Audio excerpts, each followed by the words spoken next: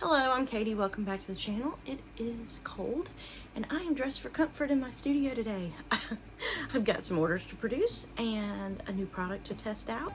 I've got all my files ready and I'm going to be working on my M1 Ultra by Xtool and creating some custom keychains and a new product that I'll show you soon. Stay tuned.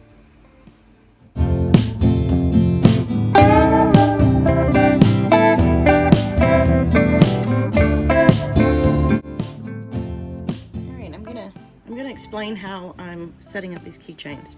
These are just a couple of pieces of wood that I cut when making other projects, and I have found that it's the perfect way to line up these keychains. Because these are one-offs, they're not multiple of the same keychain. I like to run them individually just to make sure that they are lined up correctly and everything. So what I do is I use my little magnets in my honeycomb tray and just pop these in, and so what it does, it's keeping them where they're not going to move. And then so I can do this side and then flip it over and do the back side and have it completely, safe. But yeah, so I'm waiting on my computer to come on, and because I had let the battery go completely dead. But yeah, so I have three keychains to do. So I'm doing a different name on each side and a scripture on each side. These are available on my website. So yeah, and I think my computer's up and we're gonna get started engraving. All right, I used the Xtool Studio and I created all of these designs, trying to keep them together because I'm not gonna cut the blue line, but I'm using it to help me line up everything. So I'm just gonna move those over, and each of these are put together. Oh yeah, okay, are put together so that I can cut each one. So, and there we go again. So, all right. And so what I'm gonna do is I will select the blue down here, right here, and I'm gonna tell it to ignore it over here. I don't want it to output that. So it's already ignored, but yes. So now what I'm gonna do is I am going to mark the processing area for the keychain. And once I've done that once, whenever I turn on my machine, it will register that, and then I can just keep popping that keychain, all that information right in that same spot, and it's going to keep doing it. I really like the marking system for the Xtool M1 Ultra because it's very precise. Like, I just line up these, hit the button on the front for the first one, line up here. I just double check, make sure my lines are exactly where I want them, hit that button, and now I know that this design is going to be right where I want it when I put it into the software. So I'm gonna close my lid and go back to the software. All right, you can see that the area is marked. I'm just gonna hit end marking. If I had multiple items on there, I could keep marking them up. And now what I'm gonna do is I'm gonna go ahead and I'm going to select this one here, because this is the one that's got the largest amount. I'm just gonna zoom in, and get this centered in the box, the marking box. I'm gonna have to bring it up just a tad. As you can see, what I'm cutting is centered into that marking box. I'm going to move it over just a hair. Down. There we go. Even it up. And now I'm just going to process it. And once I hit process, it's going to come up. I forgot to do the measurements. It's telling me I forgot to do my distance. So the machine is really good because it's going to tell you everything you need to do. That's why I love it. It works so great for my needs. So okay, now the measurements are done. And now I can hit process, and it's going to tell me how long it's going to take to do this. Okay, so it's estimating it's going to be 1 minute and 43 seconds. I'm going to double check. I know. Yep, there we go. 80. I have it on 80. I'm going to go ahead and put that up to 85, and it will change the processing. It won't change the processing time, but it'll change how dark the engraving is on the piece. So this one's actually a very long scripture, so I'm hoping it's going to fit. If not, it's my mistake, and I will make a new one. Let's hit start. And now we're going to go over to the machine and hit the button.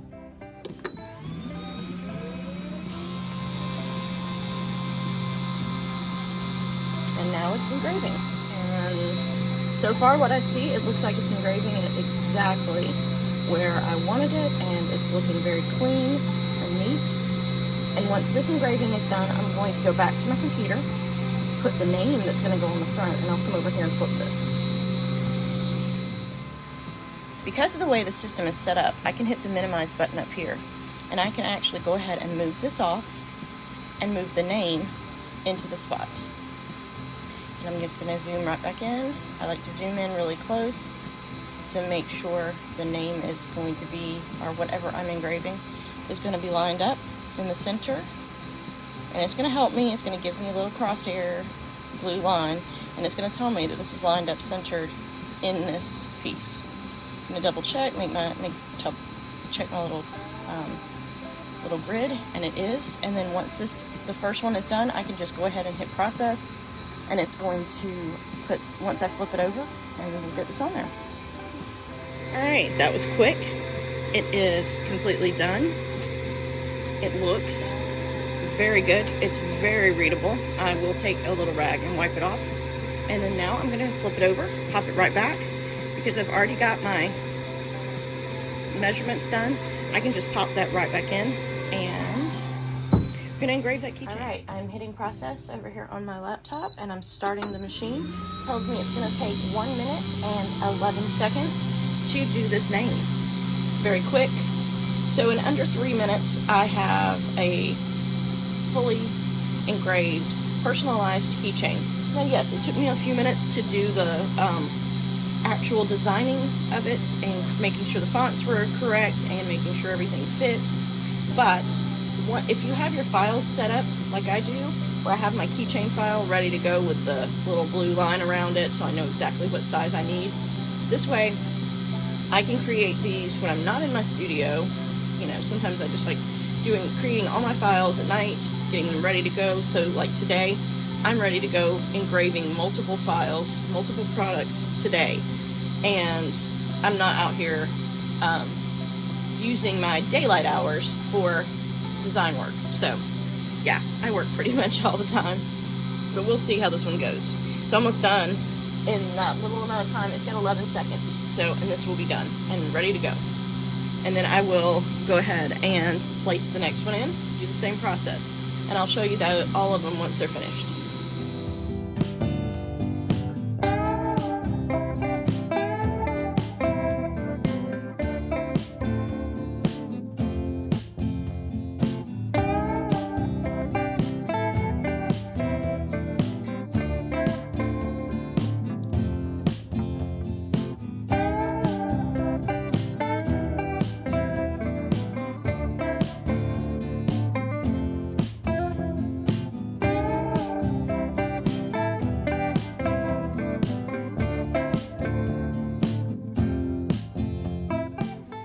For this next project, this is the first one I've done, but I'm still going to use my little, my little jig, as you call it, to help me keep everything lined up. I've got to come in and do all the marking, but I'm going to line my little tin up. I'm going to come over to my laptop and do the marking, and so I'm going to start that. What I'm going to do, since it does have this round edge, and these are fairly short because it's long, it's tall, I've got to get it lined up as barely on the edge of that where it curves. And so I'm going to hit a mark there and do the same here. It's a little tricky, but it's worth it because once I've got it set up, it's done. And then I'm going to auto measure. So I've ended my marking, got my little thing lined up over on my computer. I'm going to auto measure. Let it do the auto measure. And it's going to tell me how tall it is. And I'm going to turn over to the laptop and show you what I'm doing. Alright, this week, and last week, I have been creating a whole bunch of these little tiny Jesus. Instead of a plastic one, it's a wood one, and I can make them here. So what I'm going to do with these tins is I'm going to engrave on it, and it's going to say everybody needs a little Jesus, and then John 3:16 on the back, which you can't see, there we go.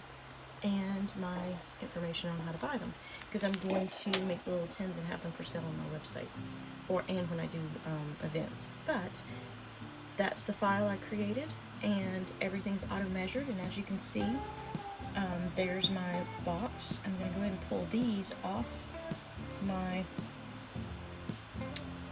canvas here because I'm doing the tops. I'm going to pull this down. This is what I thought would be the size, but now that I've auto measured, I know it's not. So I'm going to have to shrink them down, but that's fine. I can go ahead and shrink this whole thing down and get it to fit in on the box. As I said, this is the test one, so I don't know exactly how it's going to work. We're going to try and see. And the little blue box is not necessary anymore because I have my auto measure, and it's different than what my blue box was.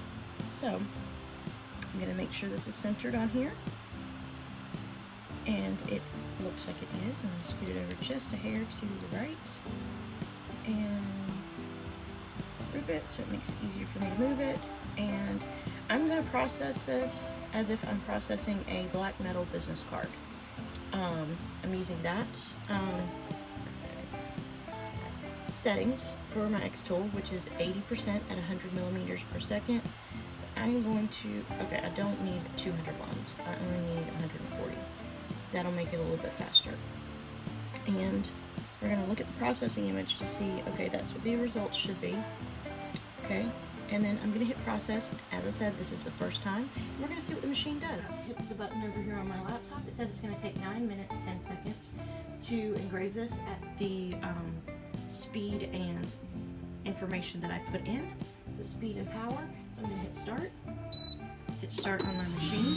If it doesn't do what I want, because I've got it in this little jig here, I can hit reprocess.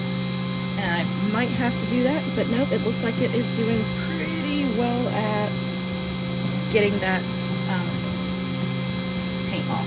So we'll see how it does, and I'll come back and show you.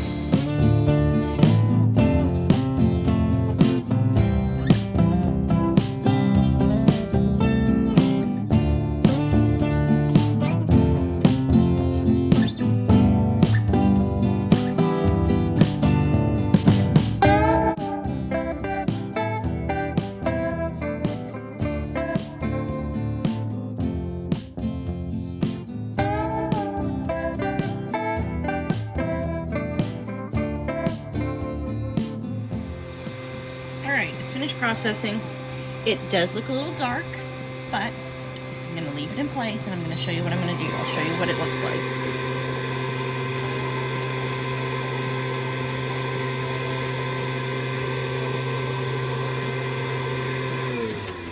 I actually am very happy with this. I may take a little wet, like actual wet rag, a damp rag, and go off, but I'm very happy with this. Everybody needs a little Jesus. And now I'm going to flip it over, and I'll have to remeasure because the size is different on the bottom. So I may go ahead and just actually make a couple of more of the fronts of the tops. Go ahead and engrave those before I do the backs. I have 6 of these, so I think that's what I'm going to do. I'm just going to go ahead and engrave all of the little boxes on top and go ahead and get the Everybody Needs a Little Jesus done on top and get them ready to go. So yeah, I'm not going to bore you with a time lapse on this because this is going to take about an hour to get the rest of these done. But now that I have everything set up, all I've got to do is hit process and it's going to start all over again in the exact same spot that I have it on this one. So that's how I work. That's part of my workflow. All right, all of them have been engraved, and now on the top. So now I'm going to do it like this. The top and the bottom are exactly the same, but I'm going to double check, make sure my placement is correct, and just by lining up the crosshairs like I did here, just line them up, and I'll show you on the computer what I'm doing. Okay, you can see this little crosshair is exactly where it was on the piece here. And so I'm going to double check and make sure it's down here at the bottom. So let's check. All right, moving it over here. It's hard to do one-handed, and I really do need to get down and double check. There we go. And now you can see it's a tad bit off here, so I'm going to remeasure. And that's how we go. So I'm gonna go back up here and hit the mark button, and we'll do this all over again. All right, I've done my marking. I'm gonna double check on the automatic height. And then I'm going to recenter this up. Make sure it is centered exactly where I need it, right there in the middle. It's easy to, there we go, got it.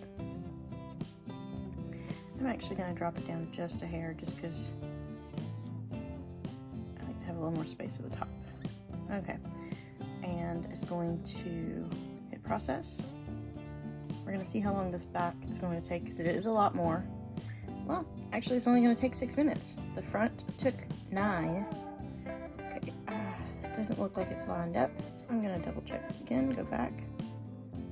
And I'm going to highlight both. Align center, yep, it wasn't lined up, there it is. And hit process again. And 6 minutes, 9 seconds, so it's gonna take less time to do this than it did the front. So we are just going to need a space there. I do check this when once I see it. There's not as much space. I'm gonna put a space at the 4 and a space here just to give it a little more breathing room on those. And then go back and recenter everything up. So it is a process, but once I get it set up, go ahead and do that, and then I'm going to group it together. So that once I come back, if I'm not, once I finish these and make another batch, yeah. So okay, that looks better. All right, so we're going to hit start, and we're going to hit the button on the machine. And it's going to engrave, and it is in the right spot, so I'm happy. So I'll show you this when it's done. All right, here is the completed tin. It has 50 tiny Jesus in it. This was my original prototype, and I have changed the back. It doesn't have my logo on it anymore. It does have the Made in Monticello, Georgia. I'll show you. It has the Made in Monticello, Georgia, and my website. But I've got John 3:16 on the back, and yeah, it'll have 50. I think I'm gonna have them where you can buy the tin, buy them filled, and then buy refills. So yeah, but it'll hold 50, which is a pretty good mini. Compared to the little plastic ones, it's a very small container to hold 50. I mean, this is basically the size of an Altoids tin. Yeah, I'm excited. Gotta go get that other ones off the laser. I do clean them after I use this Totally Awesome cleaner. I hate the smell of it.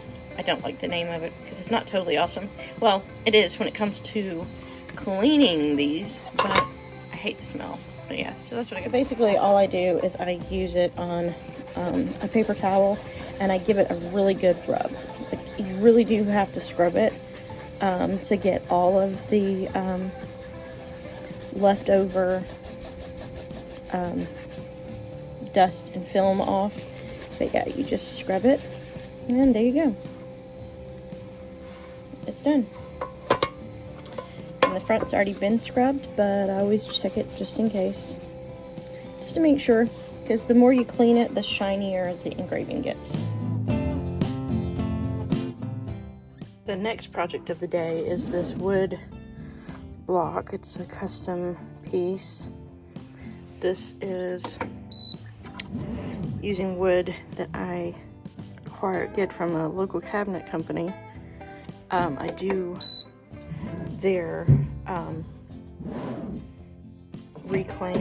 reclaim their cabinet wood and turn it into pieces of art. Okay, so I've done my marking. I use the same little things because it makes it so much easier for me to just get it where I want it. And now I'm gonna process the back which is just the information that it says made from reclaimed cabinet wood. It doesn't take long to do this, so here we go. And yeah, this will take 2 minutes 19 seconds to put my little logo on the back, and then I'll flip it over and do the custom part of it and show you on the computer what I'm going to do with it. This is a piece, this is a photograph I was sent by a customer who wants this done for, it's a wedding. The wedding took place underneath this tree, and they want basically a keepsake little thing for it, and with the tree, and I'm going to do it on one of my blocks. So I'm just making sure it's going to fit in the area. There we go. And I'm just going to center it up. There we go. And then this will engrave on the front after my backing gets done. So as soon as this is done, which it's about 15 seconds, I will go ahead and get this started processing, and hopefully it'll turn out right. I'm going to do it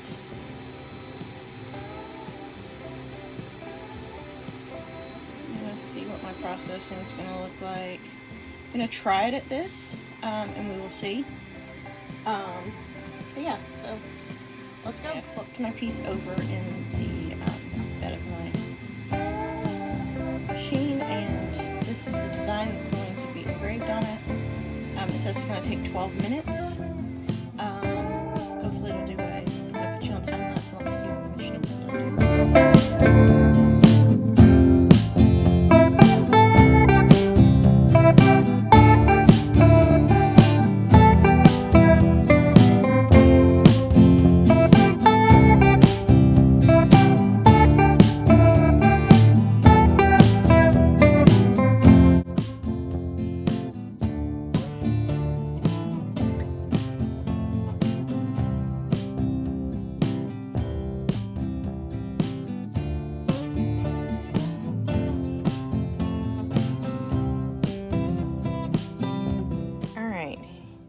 Here's the completed tree block with the design on the back. And I do put this disclaimer because that way, you know, it is distressed piece of wood. And so, yeah, totally distressed. And yeah, there we go. And now I'm about to make about almost 100 or 85, I think, 85 tiny Jesus. And they're about to start. That way I'll have 4 of the tins filled up by this afternoon. So here we go. I have a 12 by 12 inch piece of 1/8 inch basswood in the machine, and now we're going to start. And it's going to go.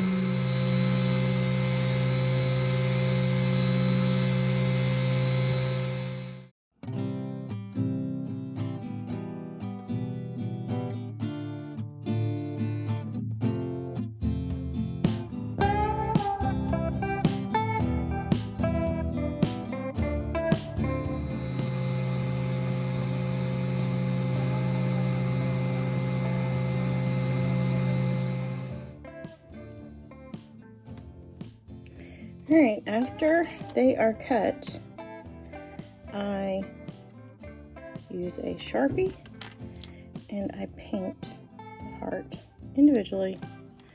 That way it's permanent. I mean, I can paint it with paint. It'll take forever to dry, which would add to the cost. So, yeah, so I just use a Sharpie, and I'm going to bag them up into bags of 50. I know that's how many I've already counted. So I have 50 here that I'm going to put in this bag. By the time you're watching this video, they will be live on my website. And so you'll be able to buy a 10 and 50. I did have 2 different types of wood. You can see here. If you can see here, there's 2 different types of wood. One's thinner than the other. Every piece of wood I find is different. They're never perfectly the same. It looks like it's the same when you put it like this, but then you can really tell there's a little bit of a difference. So I can't fit 50, I can fit 48 in the tin, and I want each pack to have 50. So you'll get them in the tin, and then whatever is left after after filling the tin up will go in a bag and come in your package as well. So you will get 50, or you can get 100, or you can just buy the tin, or you can just buy these and not buy the tin. So that's going to be your options. And yeah, I just have a little bag. Wish it wasn't plastic. I'm trying to figure out how to do these where I won't have any plastic. But yeah, so you'll get a tin. And yeah, so that's the last I'm working on today. I have all the tins packaged back in their little pouches, ready to go. And yeah, so if they were all the exact same, width or thickness, I can fit 50 in here of the thinner ones. But since some of my wood pieces are a little bit thicker, it ends up, it's like 48. So, but yeah, so that's what I've been, and now I am done for the day, and that has sort of been my day in the life, basically, or work with me for the day. I did not show most of the design work, because like I said, I do that at night, or prior to walking out to the studio. I do it early in the morning. But yeah, so I hope you have enjoyed this little video. Well, I think it's gonna be pretty long, but showing what I do in a day, or what I can get done in a day. I can get done a little bit more than that. I did take a few breaks, but yeah, so if you like this video, please hit the like button, hit subscribe, and leave me a comment telling me which is your favorite project. And do you have a laser? If so, what do you like to make? See you soon.